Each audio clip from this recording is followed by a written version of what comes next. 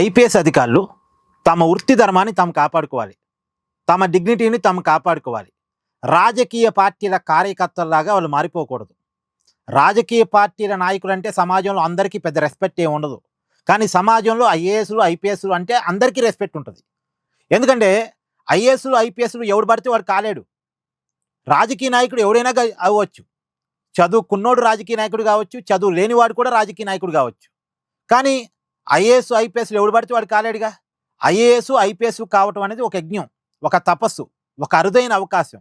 ఆ అరుదైన అవకాశాన్ని సంపాదించుకున్నవాడు తన కెరీర్ కాపాడుకోవాలి, తన క్రెడిబిలిటీ కాపాడుకోవాలి, తన ప్రతిష్టని కాపాడుకోవాలి. కానీ అతను కాకి చొక్కా ఇప్పేసి పార్టీ చొక్కా దొడుక్కుంటే అతని కెరీర్ పోయిద్ది, అతని క్రెడిబిలిటీ పోయిద్ది, సమాజంలో అతనుకున్న రెస్పెక్ట్ పోయిద్ది. ఇవాళ రఘురామకృష్ణరాజు గారి కస్టోడియల్ టార్చర్ కేసులో సునీల్ నాయక్ ముందస్తు బెయిల్ విచారణకు వచ్చింది. సునీల్ నాయక్ విచారణను సహకరిస్తున్నాడు కాబట్టి పోలీసులు రమ్మన్నట్టు, అంటే ఆల్రెడీ ఈ కేసును విచారిస్తున్న సిట్టు రమ్మన్నప్పుడల్లా వెళ్ళి విచారణకు సహకరించాడు కాబట్టి అతనికి ముందస్తు బెయిల్ ఇవ్వాలని అతని తరపున వాళ్ళ లాయరు ఇవాళ వాదనలు వినిపించాడు. ఆ సందర్భంగా కోర్టు అడిగింది, ఇతని మీద ఉన్న ఆరోపణ చాలా పెద్ద ఆరోపణ కదా, పార్లమెంటు మీద జరిగిన దాడికి పార్లమెంటు సభ్యుడి మీద జరిగిన దాడికి తేడా ఏముంది చెప్పండి నాకని అడిగింది. చాలా పెద్ద మాట ఇవాళ కోర్టు వాడిన మాట. పార్లమెంటు మీద జరిగిన దాడికి పార్లమెంటు సభ్యుడి మీద జరిగిన దాడికి తేడా ఏంటి అని కోర్టు అడిగింది ఈ సునీల్ నాయక్ అడ్వకేట్ని.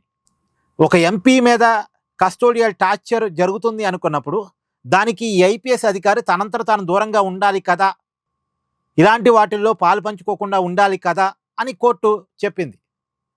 ఇలాంటి కేసుల్లో ముందస్తు బెయిల్ అనేటువంటి రక్షణ ఇవ్వటం కరెక్టు కాదేమో అని కోర్టు అభిప్రాయపడింది. ఈ అభిప్రాయం చూసిన తర్వాత, అంటే కోర్టు ఈ అభిప్రాయాన్ని వెలుపుచ్చిన తర్వాత ఈ సునీల్ నాయక్ లాయర్ కూడా డిఫెన్స్లో పడిపోయారు. ఇంకా చెప్పండి, ముందస్తు బెయిల్ మీరు కావాలనుకున్నారా, లేదు సరెండర్ అయిపోతారా, ఎప్పుడు సరెండర్ అయిపోతారు చెప్పనని కోర్టు అడిగితే, లేదండి మా క్లయింట్ని అడిగి తెలుసుకొని రేపు నేను మళ్ళా వస్తానంటే రేపటి కేసు వాయిదా వేశారు. అంటే కోర్టు ఇండైరెక్ట్గా సరెండర్ కావటం మంచిది అన్నట్టుగా చెప్పింది. ఒక ఐపీఎస్ అధికారి ఈ పరిస్థితిలో పట్టడం అంటే ఎంత ఇబ్బందికరం అండి. చాలా కష్టపడి ఐపీఎస్ అయ్యి ఉంటాడు, ఒక తపస్సు చేసి ఉంటాడు ఐపీఎస్ కావటం కోసం.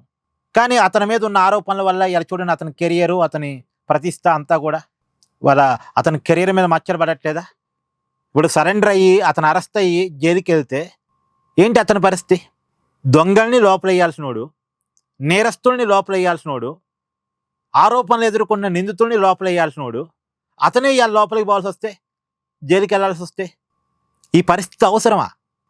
ఈ పరిస్థితి రాకుండా ఐఏఎస్ అధికారులు ఐపీఎస్ అధికారులు ఎవరు అధికారులు ఉంటే వాళ్ళు చెప్పినట్టు చేయకుండా రూల్ ప్రకారం చేసుకుంటే వెళ్తే ఈ పరిస్థితులు రావుగా. దీని అందరికీ కారణం జగన్మోహన్ రెడ్డి.